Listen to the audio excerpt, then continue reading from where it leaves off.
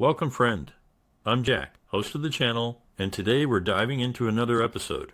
Pour yourself a drink and get comfortable, because I've got a powerful story coming your way. If something hits deep, drop your thoughts in the comments. Let's get into it. Carol and I have been married for 16 mostly wonderful years. We have a lovely 14-year-old daughter named Jenny. Initially, we wanted another child, but we got involved with our jobs and were happy with Jenny, so we decided against it. I love my family and thought we had a loving marriage and a close relationship. I've always felt lucky to have an intelligent, attractive wife, but sometimes I wondered if having such a pretty wife would lead to some difficulty. I was always amazed that such a beautiful woman decided to marry an average-looking guy like me. Whenever I brought this up, Carol would laugh. "I guess I just felt sorry for you, Mark," she'd say. "You looked so dejected when I met you that first time. I just had to cheer you up." "Well, you sure did a great job at that," I'd reply. "After I met you, I've never felt dejected again. I love you." "I love you too, Mark." That teasing banter always got a big laugh from both of us, but lately I've been thinking seriously about her answer. She was correct. You see, that I was depressed when Carol and I first met. I had just broken up with my longtime girlfriend from college. Yeah, I was dumped. I cared for her a lot, and when she wanted to break up, I was very down in the dumps. We'd been together for 3 years, and the breakup hit me hard. I found out later she met another guy from her hometown and wanted to pursue a relationship with him. There was no cheating involved, and she always said she had fun with me when we were together. But she was soon leaving the area to return home and didn't want to maintain a long-distance relationship. She said they hadn't had closeness, but she was interested and decided to break up before cheating on me. I respected her for being honest, although it still hurt. Before I met Carol, I finished college with an accounting degree, got a job right away, and started my career as a single man. I dated a few girls but never met anyone I really cared for. My love life was infrequent, and none of the women from work turned me on. I partied with some friends after work, but my career was my life, and in a couple of years, I was making pretty good money. It was by chance that I met my future wife. I was invited to a friend's house for a party. My friend Jim Simpson, who I'd known since my college partying days, and his wife Martha kept trying to set me up with some eligible females. It was at one of these house parties that I met Carol. She was introduced to me at the party, and we hit it off. Carol's a tall, vivacious natural blonde with a pretty face and a slender but shapely figure. Jim pointed her out and said she, like me, had broken up with her boyfriend and was available. She was so pretty that I found that hard to believe. Why would any guy in his right mind break up with a beautiful woman like her? Carol was pleasant and told me she was an art major and was graduating soon. She was not only beautiful and intelligent, but funny, outgoing, and very easy to talk to. We ended up chatting for most of the party. She agreed to meet me the next weekend, and we began dating. Soon we had closeness and became an item. Not long afterward, we were a couple. At first, Carol made it clear she was still dating other guys, but after a few months, we became exclusive, at least I was. It took her a little longer before I knew she had only eyes for me. I was already a CPA when I met Carol and established in my career. I think the fact that I was making good money and could afford to take Carol to places her previous boyfriends never could was a big factor in her decision to marry me. I know being financially stable was important to her, and when I showed her my new home, my sports car, and took her to nice restaurants, she was impressed.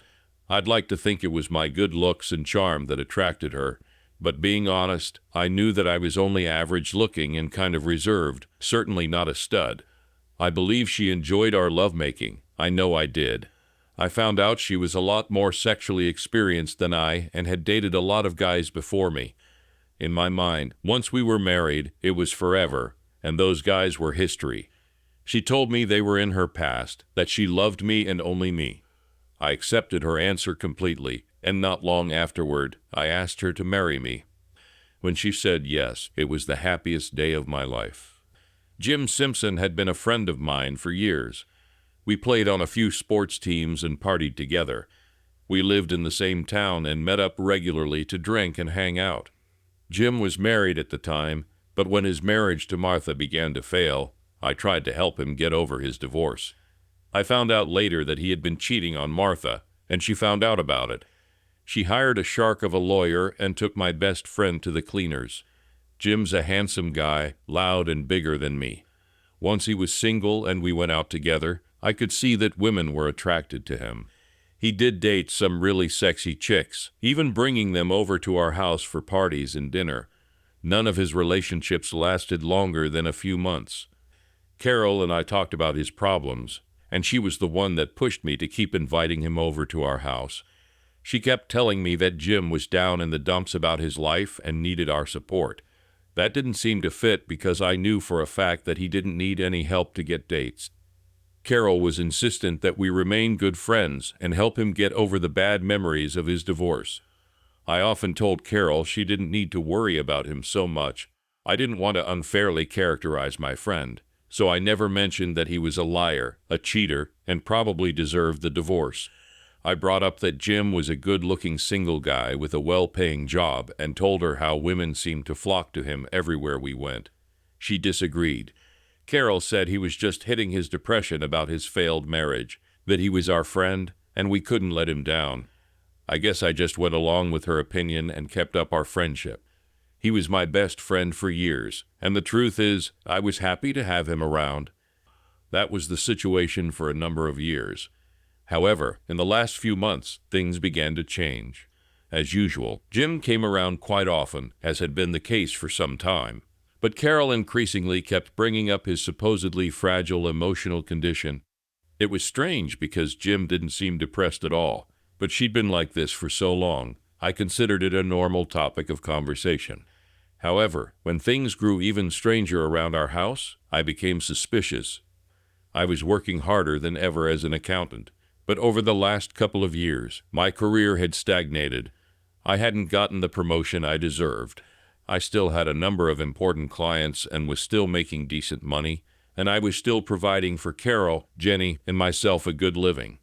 Carol was also working part-time at an art studio, making a small income, so our finances, while not improving much, were still on a sound footing. The problem was that after 10 years at my firm, I wasn't making the money I thought I should, considering the long hours I had to put in. I hoped for another raise to make up the shortfall, but when the economy took a downturn, upper management decided to have a series of layoffs. I kept my job, but my salary was cut. Luckily, Carol was still working, and our lifestyle at that time was pretty conservative. The problem arose when I told my wife we'd have to cut our expenses. When I informed her that we'd have to cancel our annual vacation, she was shocked. I explained the situation and told her that, in addition to cutting our vacation, we'd have to cut back on a few other luxuries, such as going out so often. At the time, we usually went out every weekend to dinner, dancing, or to a show. Carol didn't understand why, after working so many years, our finances were in such a bad state. I went on to explain to my dubious spouse that my income had dropped, and my prospects for a promotion in the short term were not good. Carol had always enjoyed an active social life. She had lots of friends, some of whom were rather snobby, and she loved to dress up and attend expensive social engagements. In the past, I reluctantly went along with her wishes when she'd accept invitations to some gala, but with my diminished income, the rather large mortgage, the car payments, and my responsibilities to our daughter's education fund, we had to cut back somewhere. Carol was not pleased when I informed her that we could no longer maintain our luxurious lifestyle. She was flabbergasted when I suggested canceling our visits to some of the expensive restaurants with her friends. Of course, that conversation led to an argument and eventually a big fight over our future. At first, I didn't think it was unusual when my friend Jim was around during some of these arguments. He was coming over to our house several times a week at the time, so it was inevitable he'd witness some of these discussions. It was rather awkward when he seemed to favor Carol's side of the argument. He wasn't obvious about it.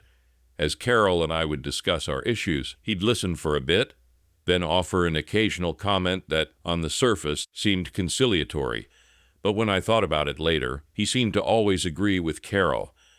When I brought up canceling outings with our friends, Carol turned to Jim and asked how he felt about it.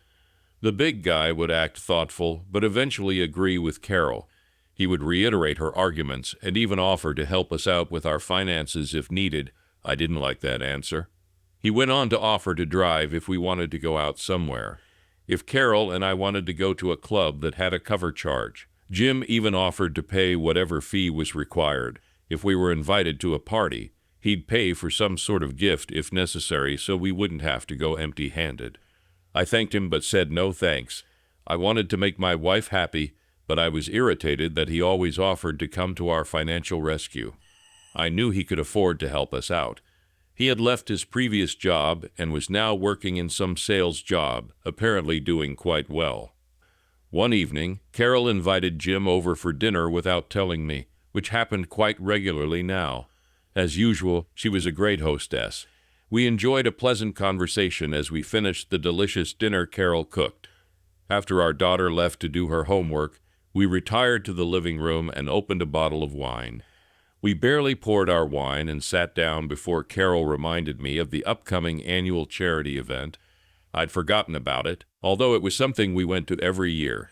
I listened to her talk about how many of our friends would be there and how nice the event was. I already knew about this event and also how much it would cost to get in. When I explained that we couldn't afford any sort of party this month, Jim suddenly spoke up. He said he understood my reluctance, but that this event was for charity, and it would be a shame not to contribute in some way.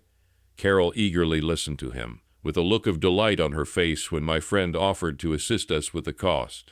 Carol was elated. I, however, was pissed. He was well aware of our financial situation and my feelings on the subject. I guess I expected my best friend to support my decision, but that wasn't the case. Carol listened silently to my objections. Then she shot me a glare and glanced over at Jim. They shared a look that immediately raised my suspicions. "Come on, Mark," Jim said pointedly. "You know this is an annual event and one that we've never missed. It'd be a shame not to go over just a few bucks." "We've been going for years," I replied. I was also disappointed, but I knew that we needed to keep our expenses down so we could afford the large mortgage payment that month. "We just have to go, sweetheart," Carol insisted, patting my hand. "I know it will be a little tight, but everyone we know will be there." Jim chipped in. "You know the guys would love to see you, Mark. I know they're all looking forward to it. It'll be a blast." Before I could reply, Carol squealed. "We had so much fun last year. Remember, honey?" I shook my head. "No," and Carol scowled with a determined glare. She said, "I'm serious. Mark, we have to go. Honey, all our friends will be there, and I've already spoken to Mary and Gwen. I don't want them to think that we don't contribute to charity. Everyone wants to give to charity, but I was thinking that if we don't get our finances together, we'll be the ones that have to accept charity. It's just not in the budget this year," I told them flat out. "Maybe next year." "But it'll be a blast," Jim said, smiling. "Of course, it will," Carol said. She pouted and turned to Jim. "But darn it, Mark just doesn't want to go." Jim questioned my decision again before I could answer. My wife began to complain about how cheap I was. Nothing she said was a secret. I'd been holding back on some of our expenditures. She turned her attention to Jim and listed several times she couldn't do what she wanted because I refused. "You see, Jim," she said to him, ignoring me, "I'm trying to enjoy a great social life, but Mark's not letting me. He's getting cheap in his old age." Carol made me sound like a disagreeable old man. I tried to reply calmly, but it was difficult. "I'm not cheap, Carol, just realistic. Despite what you think, we're in a bit of a slump. Spending money we don't have is just stupid in our situation. I don't want us to overextend ourselves. But think of all the good that we can contribute. Honey," Jim quickly added, "you know it's a charity event, right, Mark?" "Of course I do," I exclaimed in exasperation, "but it's $75 a plate. Then there's the parking fee at the club, and after an expensive dinner that we can't afford, there's the charity auction. We'll be expected to bid on overpriced items that we'll never use. Charity or not, we can't afford it." That led to an acrimonious discussion about my diminished position at work and my reduced salary. Jim already knew some of it, but they were sensitive issues I wanted to remain private because I was rather embarrassed about it. Carol smelled blood and was really venting now. She complained openly to Jim about her disappointment with me and frustrations with her lifestyle. I didn't want her to divulge any of that stuff, but it was too late. I admitted we had to cut back expenses to make sure Jenny's education was taken care of and we could make our mortgage payments.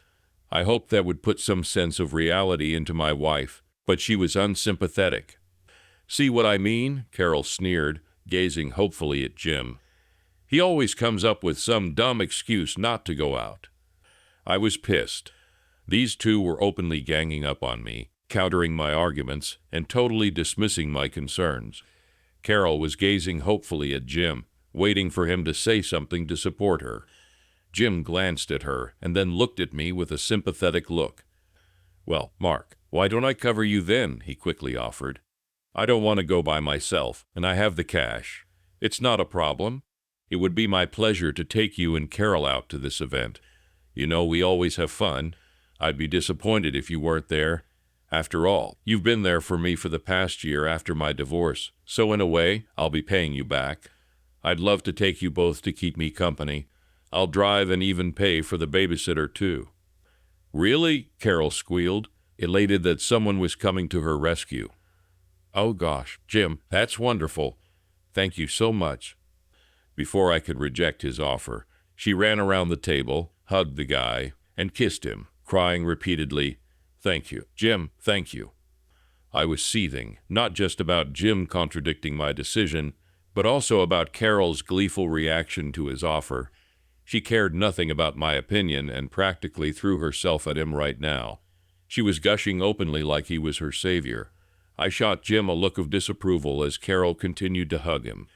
Carol squealed, and Jim bashfully accepted her praise while I sat across the table feeling angry and disgusted.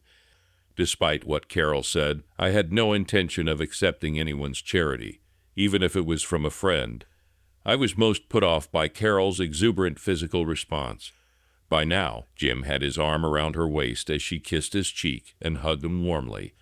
In no uncertain terms, I quickly rejected his offer. My pride wouldn't let me accept a handout from anybody.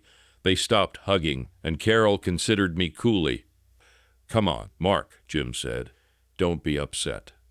Noticing my dark expression, he told me with a smile, "Let us just go to that thing and have some fun. We can worry about the money later." "No way," I retorted. "Damn you, I'm serious about this," Carol declared. "Oh, just be quiet. Mark, you can pout about this all you want, but we're going, and that's final." "We'll see about that." She looked at me like I was crazy. She got a weird look on her face, shook her head, and pulled away from Jim's embrace. Then she trotted to the kitchen, grabbed her cell phone, and called up one of her friends. With Carol in the other room, Jim and I sat there in silence. I glared at him across the table as we both heard my wife in the other room chattering away. He looked a little uncomfortable as Carol chatted giddy with her friend. "Oh, yes, we're going. I told you we would," she cried into the phone. "Oh, yeah, I know. Well, not really, but I told you we were going. I know what you thought, girl, but you knew Jim would come through for us. He's been such a good friend." "No, I don't think so, but you know how we can." Her voice suddenly slipped to a lower volume to where I couldn't hear her anymore. Then Carol peeked into the living room and glanced over at me with a smug look. She spoke quietly into the phone as she headed back into the other room for privacy. After that confrontation, the friendship Jim and I shared was broken. I thought as my buddy, he would have taken my side, but he didn't seem to be bothered about ignoring me. He tried a few times to explain that he just wanted Carol and me to have a good time, so I should just accept it. In my mind, he had taken sides, and it wasn't with me. A while later, my wife came back into the room with a huge smile on her face. She once again thanked Jim, hugging him and kissing his cheek. It seemed a bit over the top to me when she didn't seem to want to leave his embrace. I told him again that we're not going, and that was my decision. Jim tried to intervene, and Carol kept hugging him. informing me that she was going and wouldn't hear of it. I kept shaking my head, but both Jim and my wife weren't listening. They seemed determined to use the time before the event to get me to change my mind. Looking back, that argument may have been the beginning of the end of my once happy marriage. The week before the charity event was frosty in our house. Even our daughter, Jenny, noticed the deep freeze. She was 14, but she wasn't stupid. She knew about the charity event and knew there was a simmering issue between Carol and me that wasn't being resolved. "What's the matter, Dad?" she asked one day when Carol was out of the room. "I know that you and Mom are arguing about something. She wants to accept charity, and I don't want to." "Charity? You mean welfare or something?" "Not exactly, but it might as well be welfare," I told her. "I wasn't brought up to depend on anyone. It's a matter of pride. Darling, once you start taking money from people, it's hard to stop. I've never accepted charity in my life and don't intend on starting now." "It's about that charity event, isn't it?" "Yes. We simply can't afford it. Jenny, I'm not taking a handout just to put on a big show for our friends." "But Mom said it's from Uncle Jimmy," she replied, studying my reaction. "He's your friend, isn't he? I'm sure he doesn't think it's charity, just one friend helping another." "Is that how your mother sees it?" Jenny lowered her eyes. "Well, we spoke about it a little." That wasn't any surprise. Carol was pleading her case to get Jenny on her side behind my back. Knowing my clever wife was using my daughter to influence me pissed me off. "I'm sure your mom has told you all about it then," I said, holding my temper. "But no matter if it's from a friend or not, it's still charity.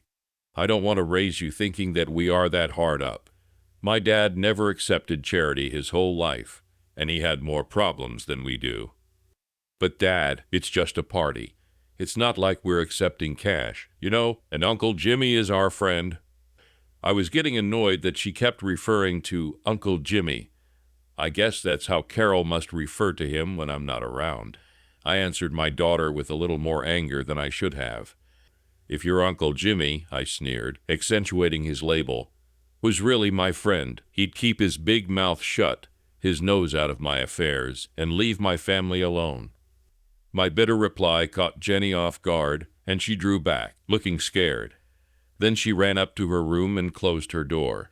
I felt bad for speaking so bluntly, but I was sick of hearing about Uncle Jimmy and his generosity. I needed my family to support my decision, although it seemed that wasn't the case. Each day Carol kept smirking at me. I kept insisting that we weren't going to any charity event, with or without Jim's help. Each time we had that discussion, she shot me a dark look, and we had another argument. A few days before the event, Carol addressed me with undisguised aggravation. "Listen, Mark," she said, "I don't know why you got your panties in such a bunch about this. You know we go to this event every year, and I don't intend to miss it this year despite your problems at work.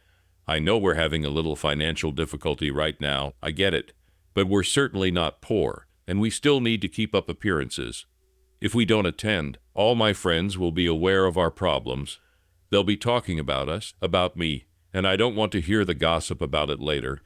Jim has offered to help us out, and if you're the man I thought I married, you will accept it with a smile."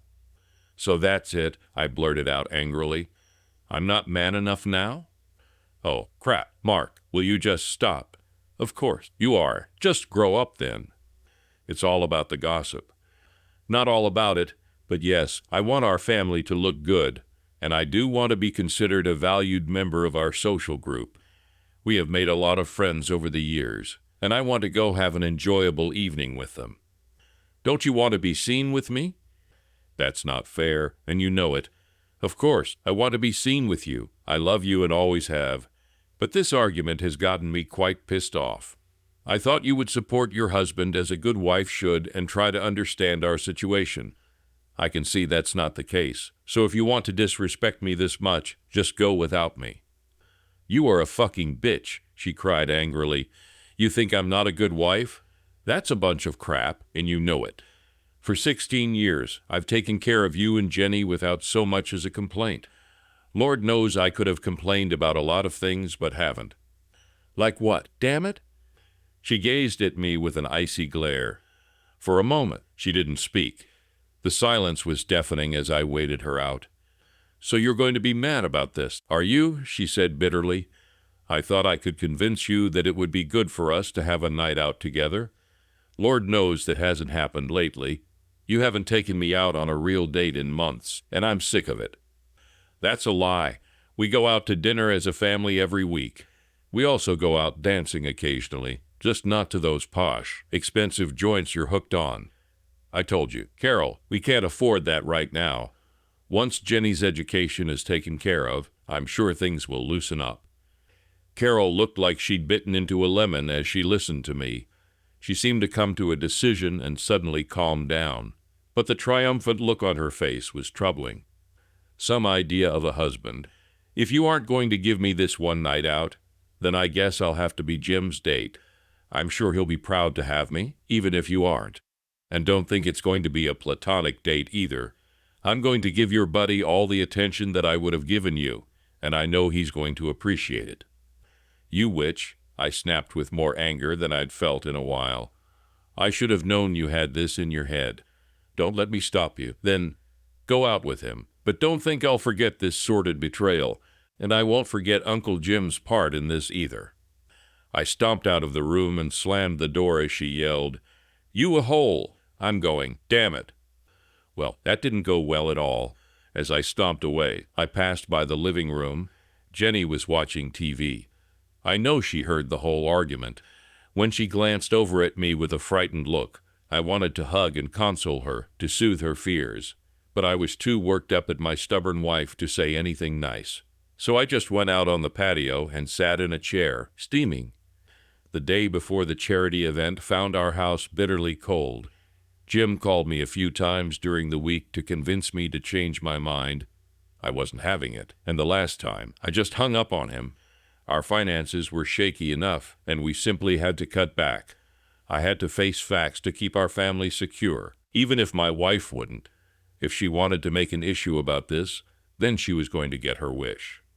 The night of the event, I'm sure Carol fixed dinner, but I made it a point to stay away and eat out at some cheap place. That night, I got home after Jenny and my wife finished eating. I mumbled some greeting, and Jenny said, "Hi, Dad." Carol didn't speak to me. She simply went into the bedroom and locked the door as she got ready for her date with Jim. To keep me from causing a scene, Carol decided to drive over to Jim's house and leave from there. When she came downstairs to leave, she made sure to strut around the living room, displaying her sexy attire.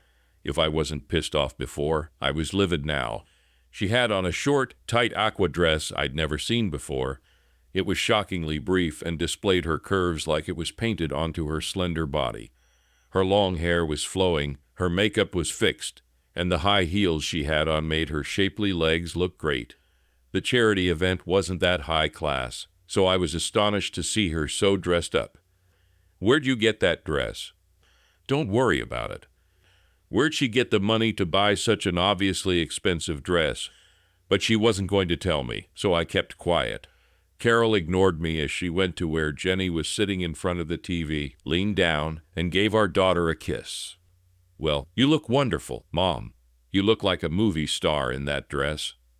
"Thanks, dear." Carol's smile disappeared as she glanced pointedly over at me.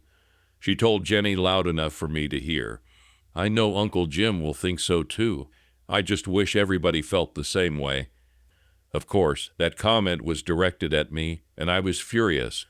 Unlike when we went out, Carol never looked as good on any of our dates. But for Uncle Jim, she went all out. I could see this was going to be an issue. I just looked at her with disgust and walked out of the room. I wanted her to know I was angry, and she definitely knew it. "Goodbye, Jenny," Carol said, walking to the door, speaking to my daughter and ignoring me. "I may be out late, honey, so don't wait up." She walked out the door and didn't look back. Jenny saw my dismal look and shot me a look of pure pity, which again pissed me off. I knew she hated being in the middle of this, and I wasn't happy either. Something about my daughter pitying me made me even angrier. I marched to the den and shot off a quick text to my former best friend. "I thought we were friends. Jim, Now that you're dating my wife, I know you're just another sleazy a-hole. After tonight, don't bother contacting me and don't consider yourself my friend. You're not welcome here ever again. Have a good time with my witch of a wife, you prick." I quickly got one back. "It's not a date, Mark, and you know it. I wanted you to come, but you're too stubborn. I'm just letting Carol have some fun, and then I'll make sure she gets home safe. We'll have to talk later. Please don't be upset with me." I sent back, "Screw you, Craffed." I didn't hear back. I tried to keep my mind off my wife, but it was impossible. Jenny and I watched TV for a while and tried to converse like nothing was wrong. I don't even know what we watched. She could tell I was upset. To her credit, Jenny spoke kindly to me and tried to make me feel better. I was pleased about that, but it wasn't going to be a good night, and we both knew it. Around 10, Jenny went to bed. It was early for her, and the situation was so awkward. I guess she couldn't take the tension. I could hear her talking on her cell phone with somebody when I went to bed. Somehow, I managed to sleep, but I was woken up by the noise of the front door closing. I glanced at the clock and saw it was 2:30 in the morning. I could hear voices downstairs and knew it was my wife and my former friend. I rolled out of bed and glanced into the living room. They were still near the front door, and it was clear Carol was sloppy drunk, so drunk and unstable she was hanging on to Jim's arm for support. Her hair was messed up, her eyes were droopy, and she was swaying and giggling. "Thank you for such a wonderful time tonight, Jimmy," she laughed, slurring her words and hugging him close. She threw her arms around his neck, pressed her lean body against his, and gave him a steamy kiss on the lips. It lasted far longer than was proper, and Carol didn't seem like she wanted it to end. Finally, Jim pulled back and glanced around tentatively. "It was fun, but it's late, and you should get to bed now, Carol." "But I don't want to go to bed. Mark might be worried about you." "Screw him," she sneered with a giggle. "He's a wet blanket, and I had so much fun with you tonight. Let's do it again, okay?" I was at the top of the stairs, where they couldn't see me. Jim looked uneasy as he glanced toward the hallway. He knew where our bedroom was located. He couldn't see me, but he was probably wondering if I was listening to them. "Let's not talk about that now," he told her. "Go get a shower, get some sleep, and try to make up with your husband." "Screw that a hole," she slurred and again fell into his arms. "Why don't you stay and have a drink with me? It's not that late, honey." "No, I don't think that's such a great idea." "Oh, come on," she murmured and pulled his head down for a kiss. This time, Carol French kissed him for a bit before he pushed her away. "Please, Carol," Jim chuckled. "I'm trying to keep us out of trouble. You're making that real hard right now." I was already pissed, but I was dumbfounded when I saw her hand move between them and clutch his tool through his trousers. "I can tell you're hard, and big too," she giggled merrily. "In fact, I've known you were quite big every time we danced together. Come on, don't go yet." Jim was smirking but pulled her hand off his tool and said, "You better stop." "Come on, Jim. I can tell you want to stay. Let's go to the sofa and let me show you how much I appreciate all the attention you showed me tonight." "No, I'm serious. Carol," Jim said, looking more worried. "I know you're a beautiful woman, and I'm sure, but I don't want to cause any more trouble with Mark. We are friends, you know?" "And you're my friend, too," Carol slurred with her hand back on his crotch. "Mark's asleep, and he doesn't give a crap about me. I want you to be my special friend. Jim, please come and stay for a little while." I couldn't take any more of this crap. I stepped into the room with a look of hate on my face. "Yeah, Jim," I said curtly, startling them both. "Why don't you be Carol's special friend? You a whole—" Jim and Carol both jumped at my presence. In a sarcastic tone, I continued, "Why don't you stay for a little while and screw my cheap, drunk whore of a wife? After such a nice date, I'm sure she'll love that." Jim's eyes widened and his face fell. He pushed my wife away, and Carol gazed at me with bloodshot eyes, trying to focus. It took a moment for her to regain her composure and sober up a little. "Listen, Mark," Jim started to say. No, you listen, you crap face.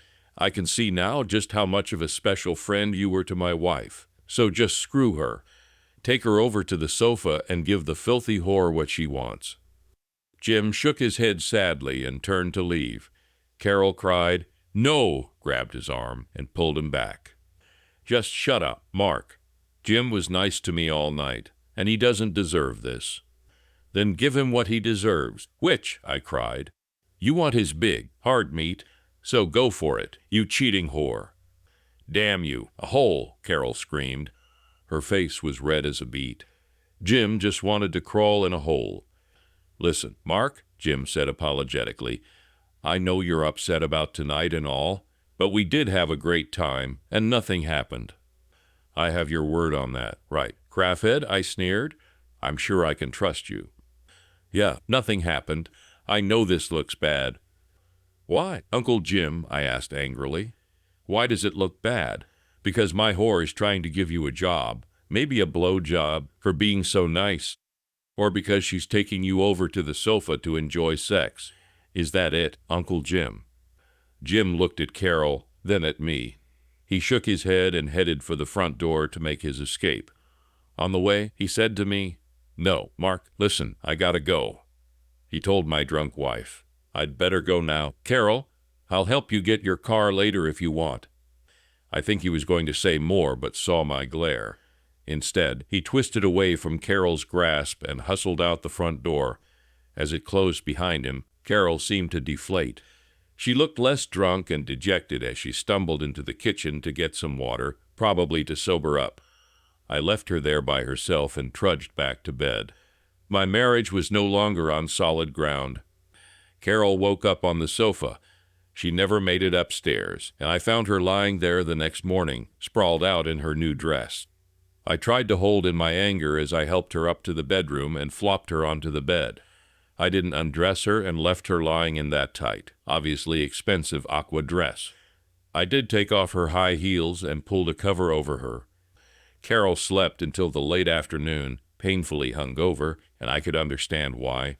After watching her drunken performance last night, I was angry as hell that she just threw herself at Jim, but decided not to act like I was. I wanted to see how she would play it before tipping my hand.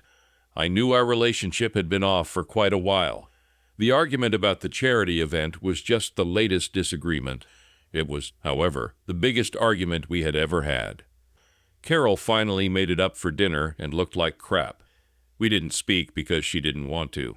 I just kept silent, determined to make her bring up her disgusting behavior. She slept in the guest room, and the rest of the weekend we tiptoed around each other. She was so drunk, I'm not sure Carol even remembered much about that night. She's not a drinker, so whatever she consumed that night probably had her nearly blacking out. Saturday morning, I made Jenny and myself breakfast.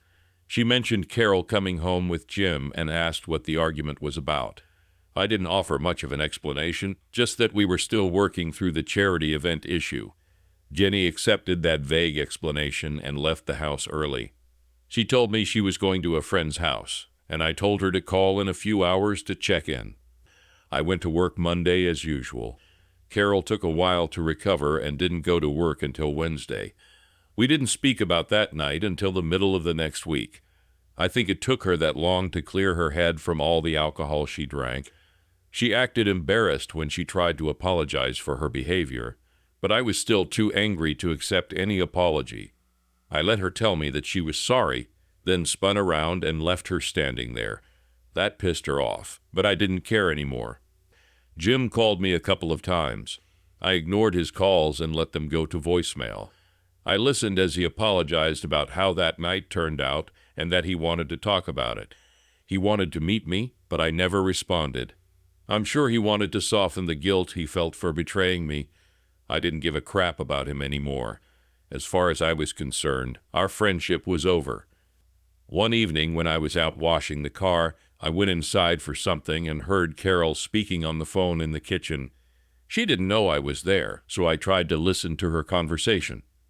"Yes, it was wonderful," she told whoever she was speaking to. "I know he's still pissed at me." "Ha ha, you're so right." "Thanks." No, Mark didn't get it. It was Jim that bought it for me. Yeah, I know it cost a fortune. He's such a sweetheart and so handsome. I would have, haha. But Mark woke up as I was trying to get him to. Yeah, I know. Yeah, haha. Oh, it sure was not only big, but hard too. Real hard. My wife was talking to one of her girlfriends about Jim's. Well, you know what? Oh, Mark would have a fit if he knew that. No, you can't tell him. No, haha, I have to keep that quiet. I hope he does. We're trying to figure out when. I know, but I have to be careful. Mark doesn't know. You know he called me. He's been calling me all week. I don't know if I can. Of course, I want to. Who wouldn't want a date with a guy like Jim? You better not. I'm serious. Okay, I know. She chatted a little more, but I'd heard enough. I was almost sure she was going to date my ex-friend. I could hardly believe how much our marriage had crumbled in the last few weeks. I caught Carol on the phone a couple more times. Whenever I entered the room, she'd either turn away and speak softly or simply hang up. On the weekend, Jim suddenly showed up at our house in his big SUV. I was in the driveway fiddling with my car when he pulled in front of the driveway.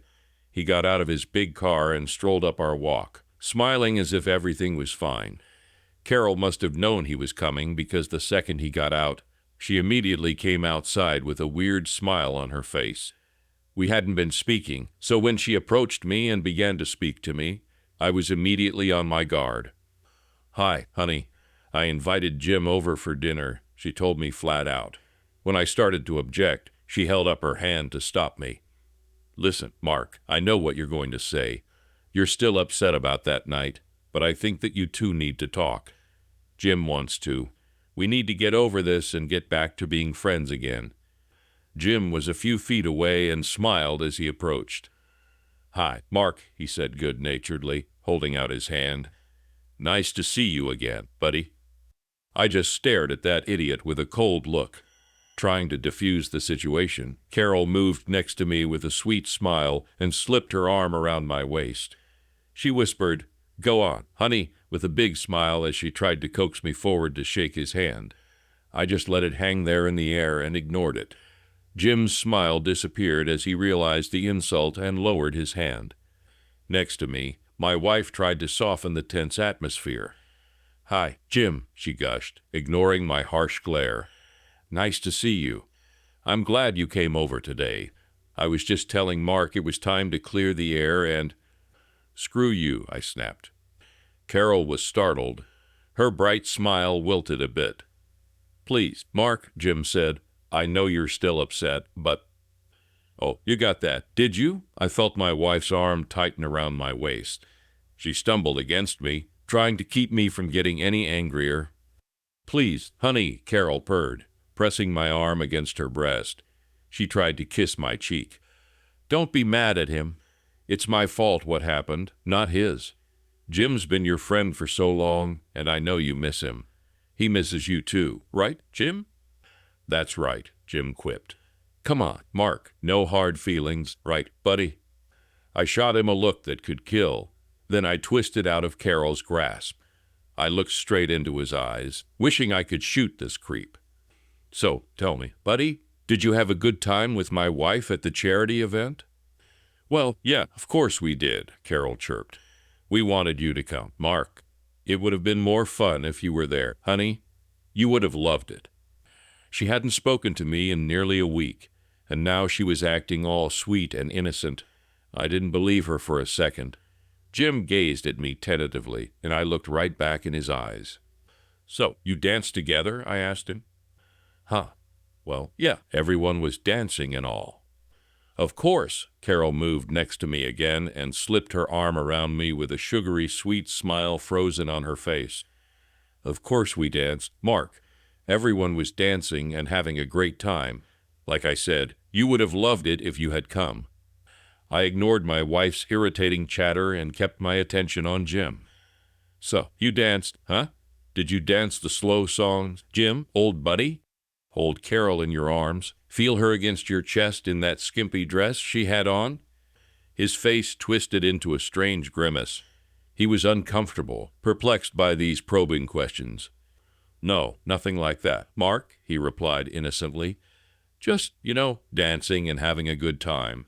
Nothing inappropriate. I glared at his face for a moment longer. Then I pushed Carol away so she was next to him and turned my attention to her. And you, my dear honest wife, I sneered. Was it all just some casual friendly dancing, like Jim said? Just two friends engaged in some platonic activity. Nothing inappropriate, right? Of course not. Mark, she blushed, flustered. I'd never do anything to disrespect you. Honey, you know that. I pulled out my cell phone and opened up a picture. A guy I knew was at the event with his wife. At my request, he sent me a few incriminating photos of my wife and the ahole. I turned the phone so Carol could see it. It took my wife a moment to realize it was her and Jim dancing close at the charity event. Suddenly, the blood drained from her face and her eyes bugged out. So, my faithful wife, dancing like this with my dear old friend, is just some platonic dancing, right, honey? I snickered sarcastically as she gazed at the phone. Jim moved closer so he could see, and his face went dark. Where did you get this? He asked. It was a side shot of Carol and Jim on the dance floor. Couples were dancing all around them. Some were glancing with amusement at my wife and my former friend engaged in an intimate embrace. Jim's taller than me, and he towered over Carol.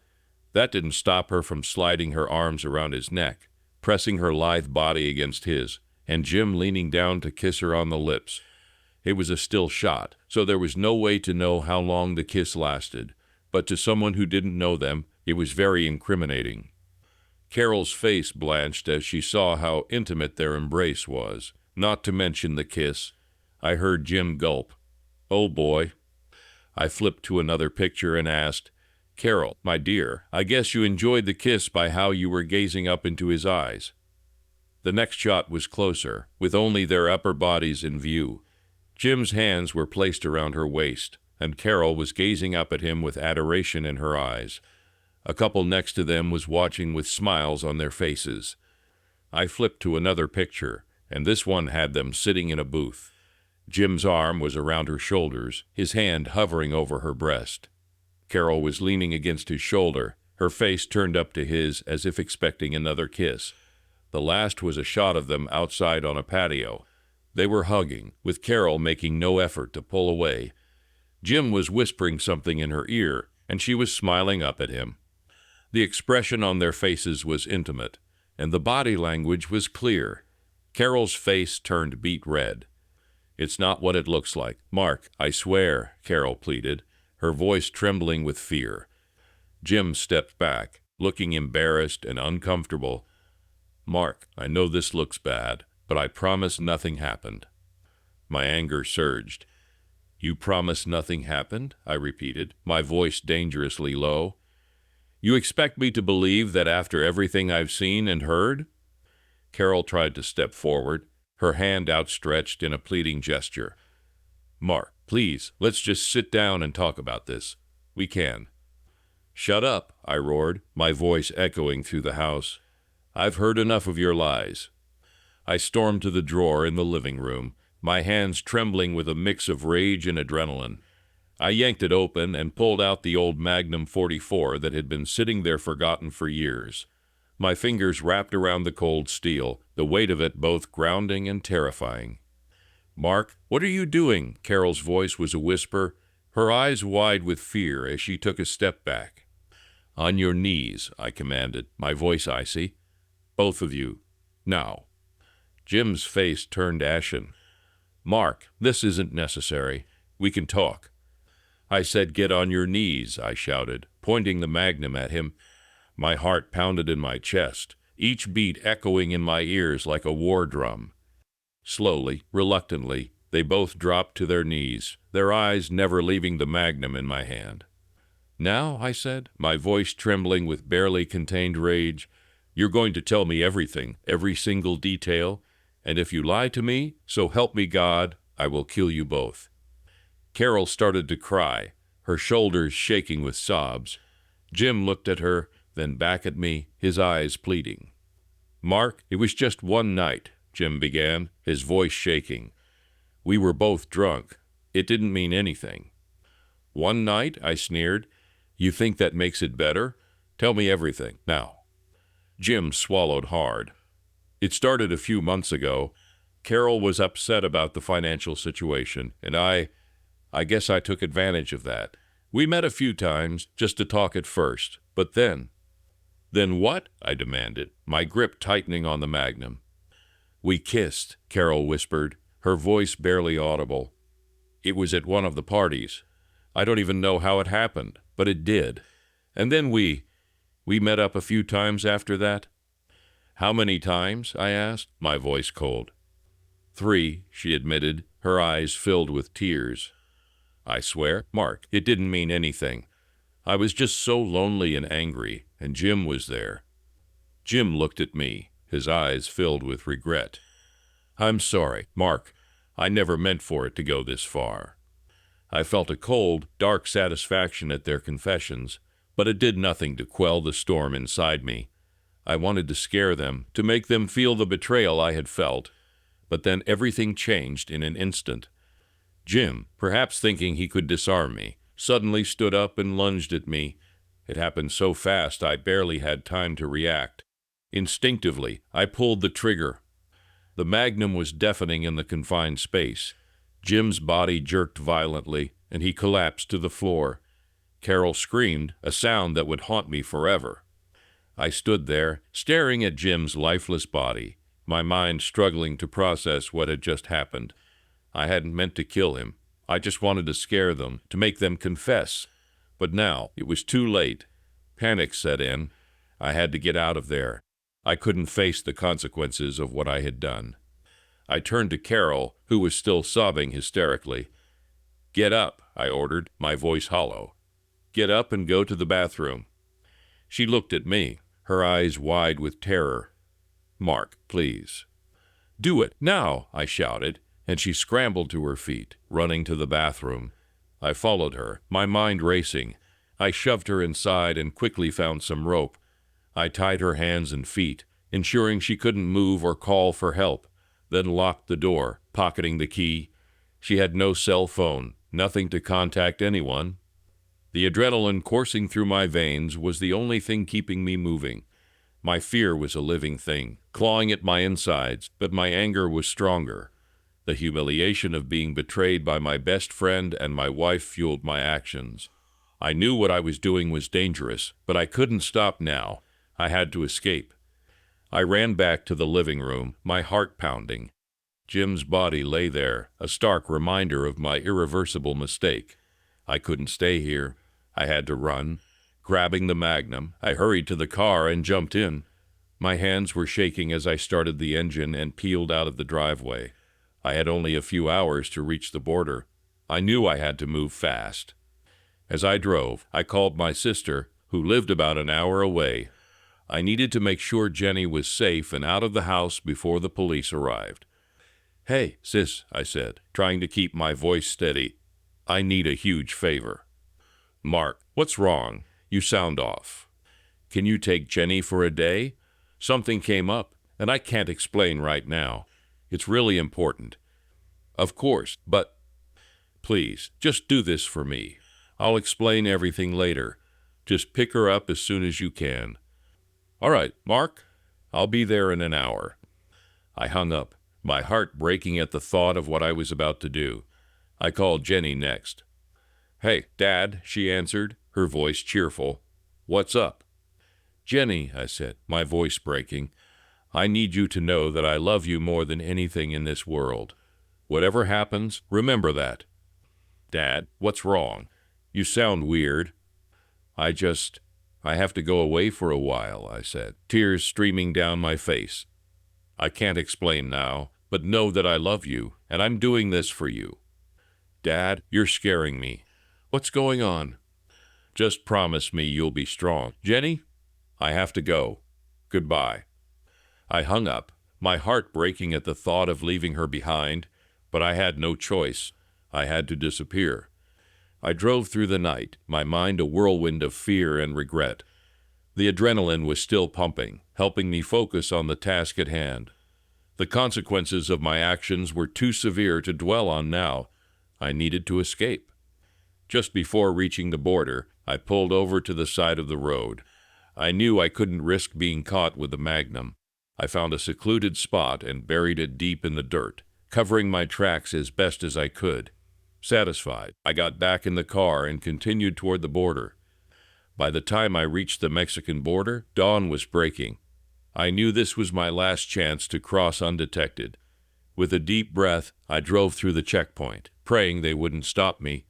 Luck was on my side. I made it through without incident. Once I was in Mexico, I ditched the car, ensuring there were no traces left. I then found a payphone and made an anonymous call to the police, informing them about the situation at my house. My heart pounded as I spoke, knowing this call was the final tie to my old life. I traveled further south, using what little cash I had to stay under the radar. For the first few months, I lived in a state of constant paranoia. Every siren, every police officer, every unfamiliar face sent my heart racing. I moved from town to town, never staying in one place for too long.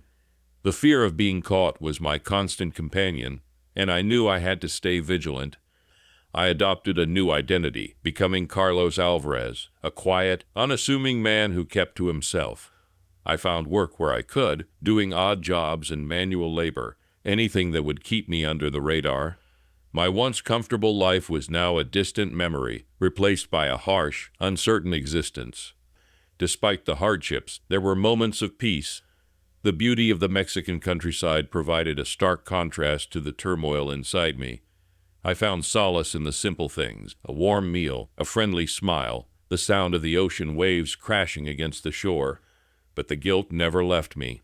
It gnawed at me, a constant reminder of the life I had destroyed. I thought of Jenny every day, wondering how she was coping without me. I missed her more than I could bear, but I knew I could never go back. One day, while working at a small cantina in a coastal village, I saw a familiar face on the television screen behind the bar. My heart stopped as I realized it was me. The news report detailed the events of that fateful night, the manhunt that had followed, and the ongoing search for Mark Davis, the fugitive wanted for murder. The bartender noticed my reaction and turned up the volume. I listened in horror as they described the scene of the crime, the evidence they had found, and the police's determination to bring me to justice. They showed photos of Jenny and Carol, urging anyone with information to come forward. I couldn't stay there any longer. I thanked the bartender, left a generous tip, and walked out into the bright sunlight, my mind racing. I had to keep moving. I couldn't afford to let my guard down. Over the next few years, I drifted from place to place, always looking over my shoulder. I changed my appearance, growing a beard and dyeing my hair. I learned to speak Spanish fluently, blending in with the locals as best I could. I made a few friends, but I never let anyone get too close. I found work in construction, fishing, and even as a handyman in a small resort town. The physical labor was grueling, but it kept me busy and gave me little time to dwell on my past. I sent money anonymously to Jenny whenever I could, hoping it would help her in some small way. A year after my escape, I decided to risk contacting Jenny. I had to know how she was, even if it was just for a moment. I found a secluded payphone and dialed the number, my heart pounding. "Hello." Her voice was the same, yet different, older, more strained. "Jenny, it's me," I said, my voice trembling. "It's Dad." "Dad?" Her tone shifted instantly to anger. "Why did you do it? Why did you leave us?" "Jenny, I didn't have a choice. I had to go. I was protecting you." "Protecting me? You've ruined everything. Do you know what you've done to Mom? To me?" "I know, sweetheart. I'm so sorry. I never wanted any of this to happen. I just—" "Don't call me that. You left us. You left me." Her words cut deep, and I struggled to hold back tears. "Jenny, I love you. Please understand, I had no choice. I hate you. Dad, you've ruined my life. I don't ever want to hear from you again." The line went dead. I stood there, the phone still pressed to my ear, my heart shattered. My actions had caused my daughter unimaginable pain. The weight of her words pressed down on me, and I realized the full extent of the trauma I had inflicted on her. My anger and need for revenge had cost me my family. I hung up the phone, my hands shaking. The fear of being caught was nothing compared to the anguish I felt at hearing Jenny's words. I had destroyed the one thing I had hoped to protect. One night, as I sat alone in a small, dimly lit bar, nursing a cold beer, a man approached me. He was tall, with a weathered face and piercing blue eyes. He looked like he had seen his fair share of trouble. "Mind if I join you?" he asked, his voice low and gravelly. I nodded, motioning to the empty seat across from me. He sat down and ordered a drink, studying me with an intensity that made me uneasy.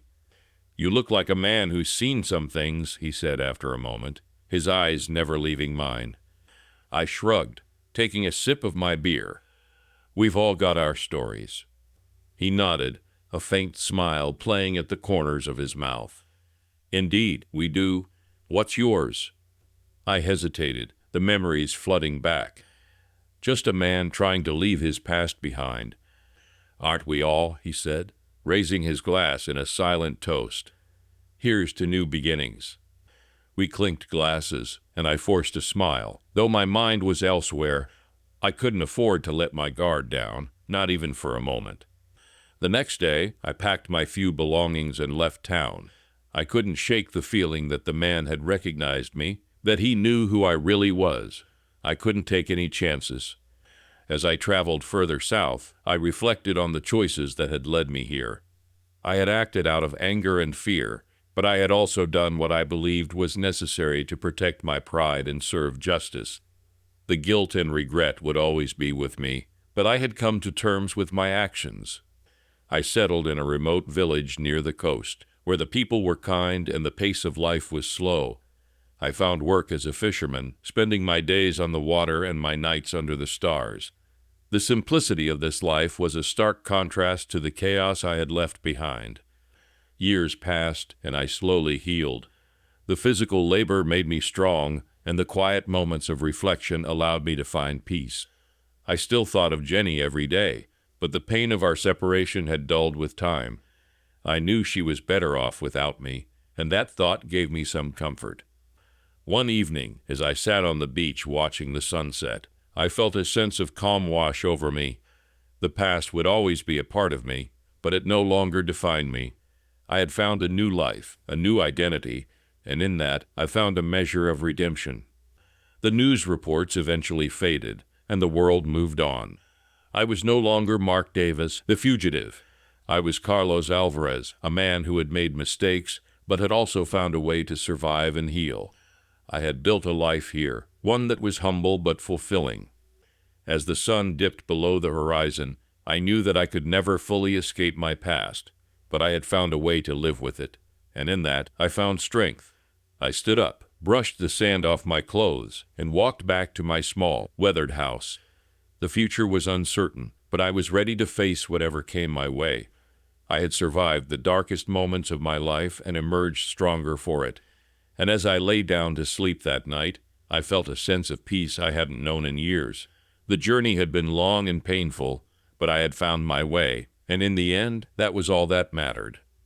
Thanks for hanging out with me on today's episode. Brother, I'm Jack, host of this podcast, and it's great having you here. If today's story hit home, send it on to a buddy who might need it.